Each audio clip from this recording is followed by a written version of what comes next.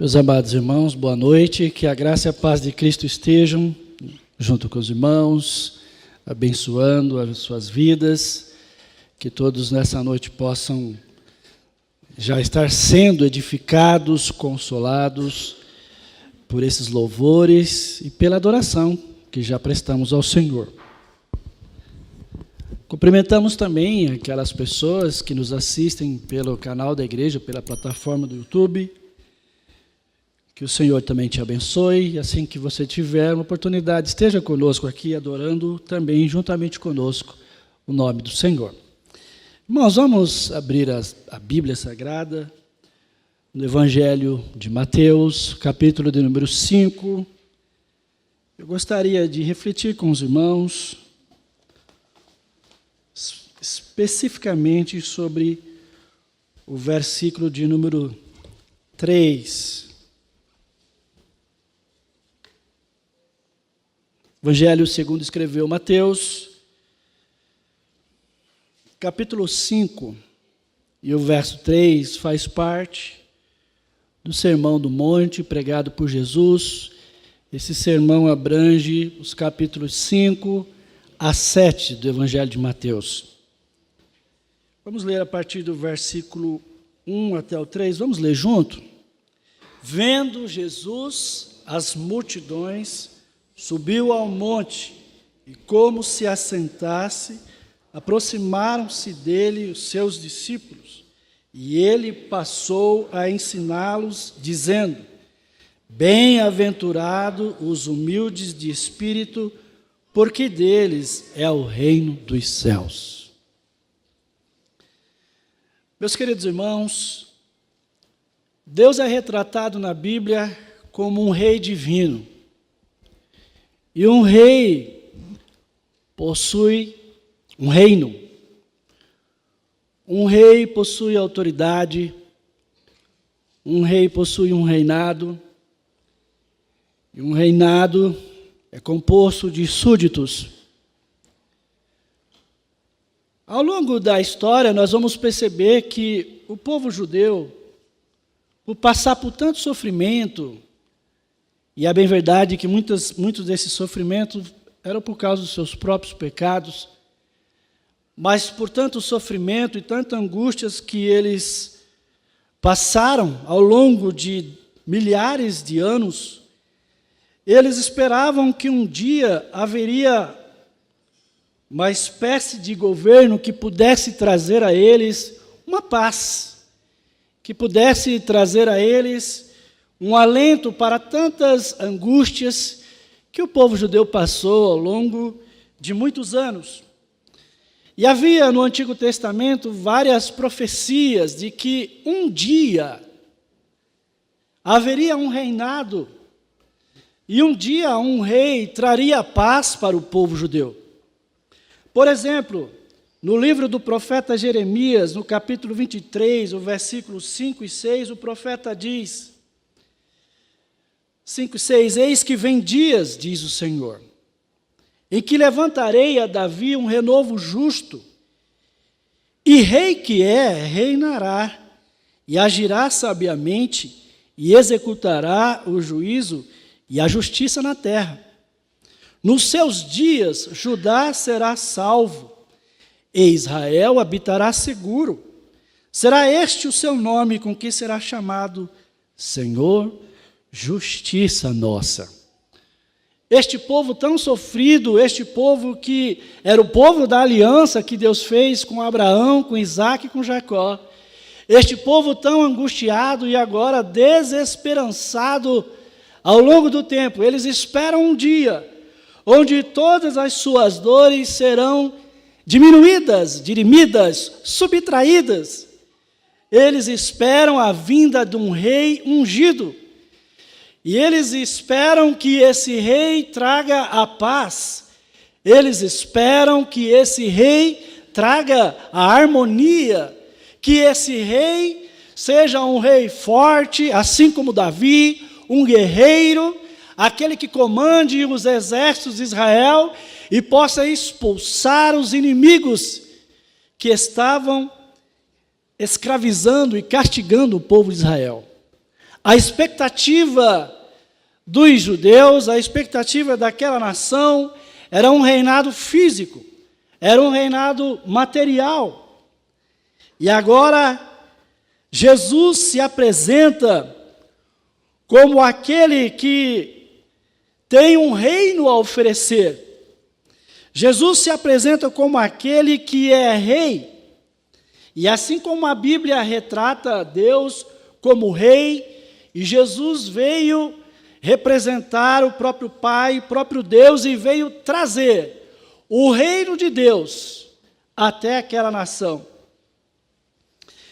Mas, irmãos, o reino do qual Jesus pregou, falou e ensinou, não atendeu à expectativa daquelas pessoas. Porque o reinado que eles imaginavam era um reinado terreno, era um reinado físico, era um reinado material. E o reinado do qual Jesus veio trazer era diferente. Era um reinado invisível, era um reino espiritual, era um reino totalmente diferente. Era um reino que não atendia à expectativa daquelas pessoas. A religiosidade naquela época estava muito bem. A religiosidade, ela se expressava através de centenas de mandamentos e de obediências a regras e as prescrições. A espiritualidade, de certa forma, também estava muito bem. Quando nós lemos, bem entre aspas, quando nós lemos o capítulo 6 de Mateus, nós vemos e percebemos que havia um grupo de pessoas espirituais que jejuavam, que oravam, que generosamente davam as suas esmolas, mas eles não faziam essas práticas da maneira que convinha, da maneira adequada, do qual agrada ao Senhor Deus. Jesus vem então agora trazer um reinado diferente, um reinado do qual aquelas pessoas não estavam habituadas. E ele reúne a multidão em volta de si, no monte, e começa a expressar quais são as características dos súditos do reino de Deus, do reino do Pai. Quais são as características dos súditos do reino de Deus? Jesus veio expressar e trazer e informar esse reino tão precioso, tão grandioso, o reino dos céus, o reino de Deus, um reino que estava arrebanhando súditos, mas não eram soldados que pudessem lutar na frente de batalha, mas eram pessoas que compreendessem a ética e a moral e a espiritualidade do reino de Deus. Jesus começa a ensinar aquelas pessoas, e as palavras que saem da boca de Jesus parecem estar ao avesso, parece estar invertido. Jesus diz que bem-aventurados são os humildes, os que choram, os mansos, os que têm fome e sede de justiça, os misericordiosos, os limpos de coração, os pacificadores e aqueles que são perseguidos por causa do seu nome e por causa da justiça. Parece que alguma coisa não bate nesse ensinamento de Jesus, mas é assim que funciona o reino de Deus. O reino de Deus é invertido. O reino de Deus não é um reino do qual nós entendemos muito bem, mas é o reino que funciona. E Jesus começa a ensinar os seus discípulos, e com certeza no meio daquela multidão havia fariseus, religiosos, curiosos, muitas pessoas que estavam ali para entender qual era a pregação e a mensagem de Jesus. E Jesus começa dizendo então que bem-aventurado nesse reino, nesse governo que ele está trazendo para aquelas pessoas, não são os fortes, não são os triunfalistas. Bem-aventurado não são aqueles que possuem muitas habilidades, mas ele começa dizendo, e essa é a base de todas as demais características que vai até o verso de número 11, essa é a base que ele diz, bem-aventurados os humildes. Há uma versão, há outras versões da Bíblia que diz, bem-aventurados os pobres de espírito. falar de pobreza não é uma coisa do qual nós gostamos de falar. Mas no reino de Deus, espiritualmente falando, a pobreza é uma virtude. No reino de Deus, ser pobre é algo precioso, é algo poderoso, é algo gracioso, é algo que tem que acontecer e tem que existir. E ele introduz dizendo que muito feliz, afortunado, muito feliz são aqueles, os humildes, ou, como diz outra versão, os pobres de espírito. E ao longo do tempo, algumas pessoas pensaram que essa pobreza de espírito era uma pobreza material. Ah, Deus gosta dos pobres, Deus salvará os pobres em detrimento dos ricos. Mas não é algo vantajoso, espiritualmente falando, diante de Deus, ser pobre ou ser rico. Há muitos ricos que são pobres espirituais, há muitos ricos que são ricos espiritualmente falando. Há muitos pobres que são pobres espirituais e são pobres ricos também. Jesus não está falando de riquezas ou de necessidades materiais, de questões materiais. Jesus também não está falando daquela atitude, talvez, de pobreza espiritual, no sentido de que a pessoa talvez não priorize em sua vida os exercícios espirituais. Ah, eu não oro muito, eu não leio a Bíblia, eu sou um pobre espiritual, então Deus está contente comigo. Não é assim também. Também ser pobre, do jeito que Jesus está elogiando aqui, não significa dizer aquela pessoa má, perversa, cruel, e alguém diz, olha, quanta pobreza de espírito que essa pessoa tem. Também não é nesse sentido. Jesus está dizendo que é bem-aventurado, é feliz aqueles que reconhecem as suas necessidades espirituais. Reconhecem que são carentes de compreender e de receber e de aceitar e de admitir que não pode alcançar nada de Deus, nenhuma graça de Deus, a não ser pela própria graça que Deus, na sua infinita bondade, no seu favor, Ele proporciona àqueles que Ele assim o faz. Ser pobre de espírito é reconhecer a nossa total dependência de Deus. Assim como esse sermão de Jesus poderia atingir corações que não eram seus discípulos ainda. Essas pessoas teriam que reconhecer que elas não podem oferecer nada a Deus. Não podem estender a Deus as suas mãos cheias de méritos, de bondade. Constantemente nós ouvimos as pessoas dizerem, olha, eu sou uma pessoa boa, eu pratico boas obras, eu faço coisas boas, o meu casamento está em dia, eu mereço a salvação. Mas Jesus está dizendo aqui que é bem-aventurado aqueles que reconhecem a sua total dependência de Deus.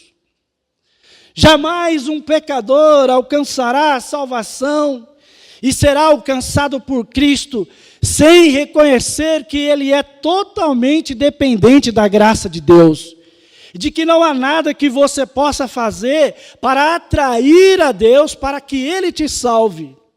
Você precisa reconhecer que no reino de Deus não é ser abastado de espírito que vai te dar a graça diante de Deus, mas é o oposto. É você reconhecer que você nada é diante de Deus. Parece uma coisa meio doida, não é? Parece que está errado isso, mas no reino de Deus é assim que funciona. Aqueles que são exaltados são humilhados, e aqueles que são humilhados são exaltados. Pobreza de espírito, então, não é pobreza material. Não é pobreza espiritual no sentido de estar aquém dos exercícios e dos meios dos quais o Senhor deixou para nós. Não é também ser uma pessoa maldosa que injuria e difama as pessoas, mas Jesus está dizendo que bem-aventurados são os humildes, os pobres de espírito, no sentido de reconhecer a sua total dependência de Deus. Há dois tipos de pobres, tanto na língua grega quanto na nossa prática. Há os pobres que possuem o suficiente para viver, o suficiente para fazer a sua despesa, abastecer o seu lar, sua família. Mas há outro tipo de pobre, e é esse pobre que Jesus está dizendo, que é aquele que não tem nada. É aquele que está miseravelmente carente. É o falido. É aquele que não tem nem mesmo uma veste para se cobrir. Jesus está dizendo que esses são os bem-aventurados. Você precisa reconhecer, eu preciso reconhecer, que eu careço da glória, da graça de Deus. Eu careço da misericórdia, da bondade de Deus.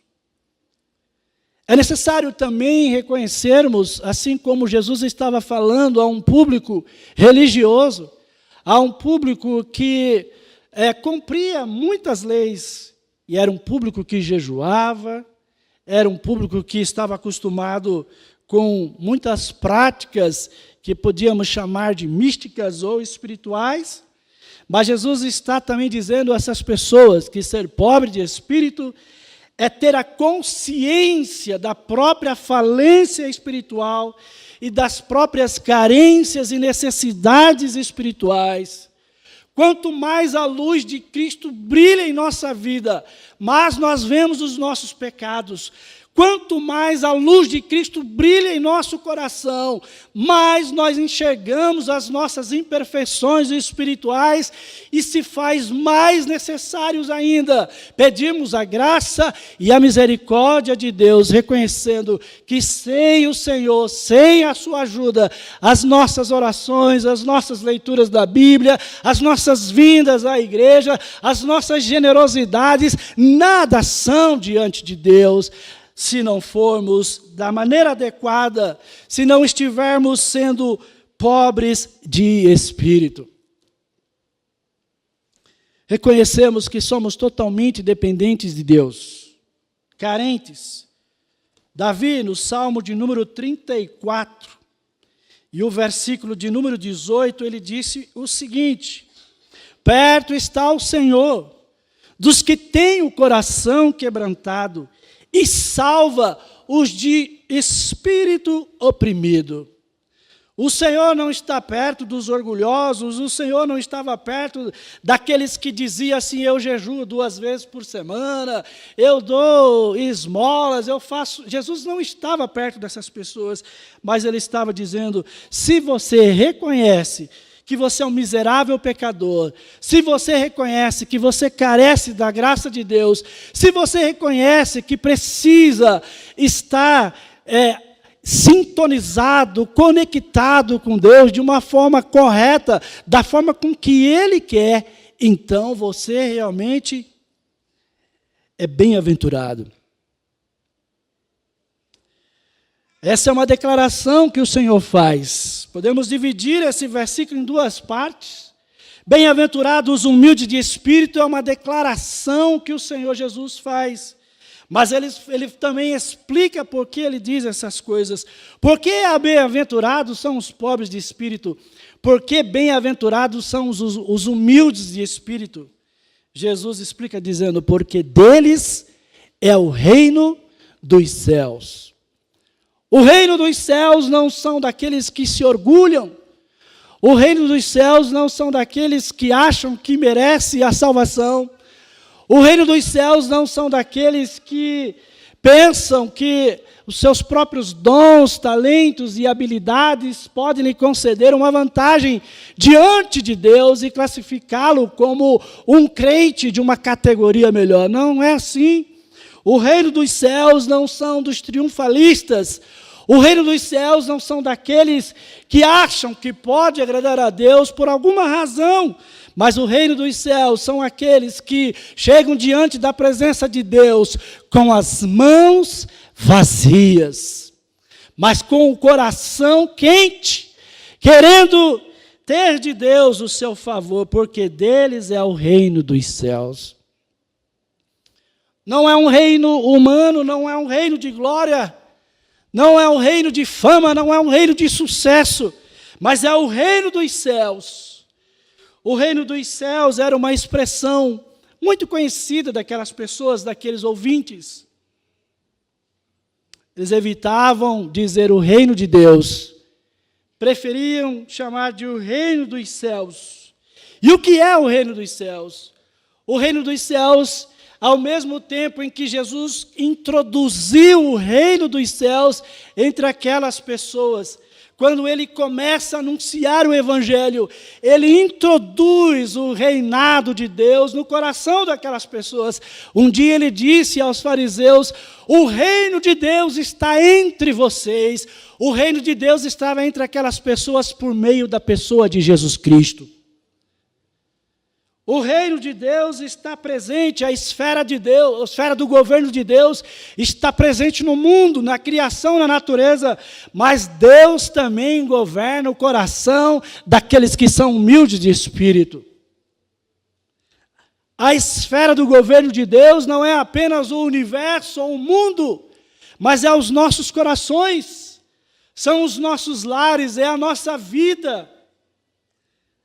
A esfera do governo de Deus, onde Deus domina o nosso coração, onde a lei de Deus é aquela do qual nós amamos e obedecemos, onde a lei de Deus é aquela do qual nós nos inspiramos e nos curvamos diante da lei de Deus e reconhecemos que nós carecemos da graça e da misericórdia de Deus.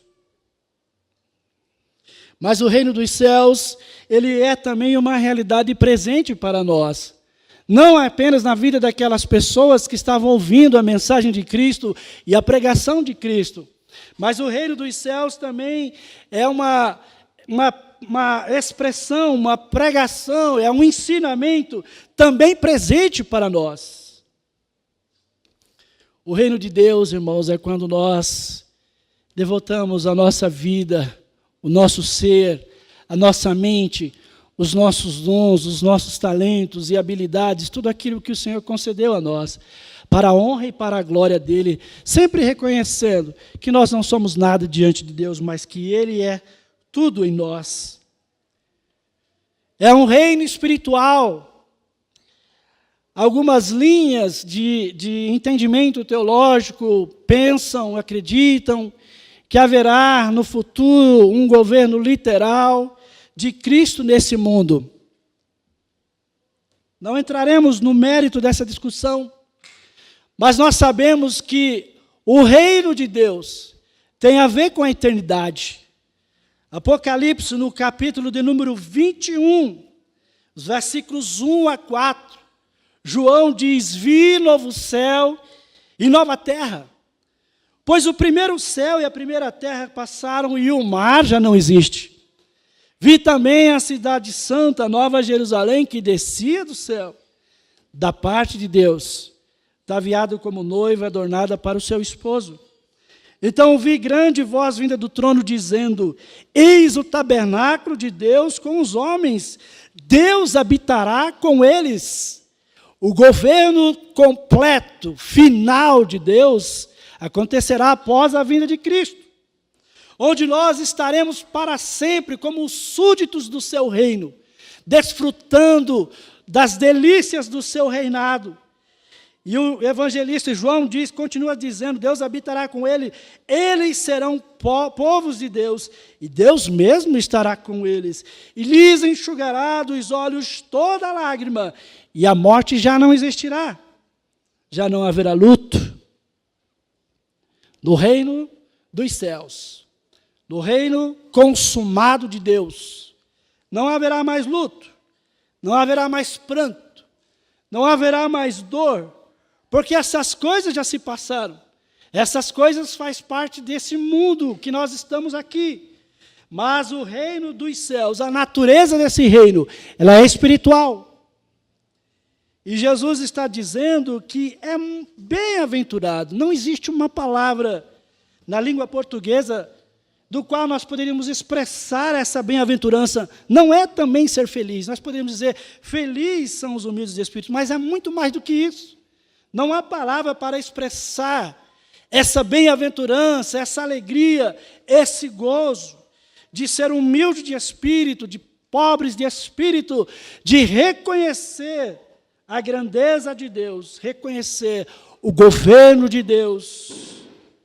É um reino espiritual onde Cristo reina em nossos corações. Eu poderia fazer duas perguntas aqui nessa noite. Àqueles que ainda não receberam Cristo como Salvador, que não entregaram a sua vida a Cristo, que, portanto, não possuem o governo de Deus na sua vida, não têm a lei de Deus e os mandamentos, porque não reconhecem, porque são orgulhosos, autossuficientes. Mas podemos fazer outra pergunta no sentido de que a pobreza de espírito não é uma coisa estancada, parada, não é uma coisa que vem apenas quando recebemos a Cristo, mas é algo que nós temos que continuar a nossa vida espiritual, totalmente dependente de Deus, totalmente dependente do Senhor, assim como cantamos, totalmente dependente.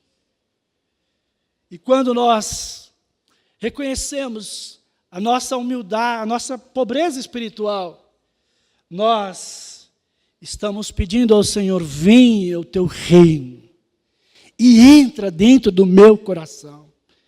Que o Senhor seja o rei e que o Senhor esteja sempre entronizado.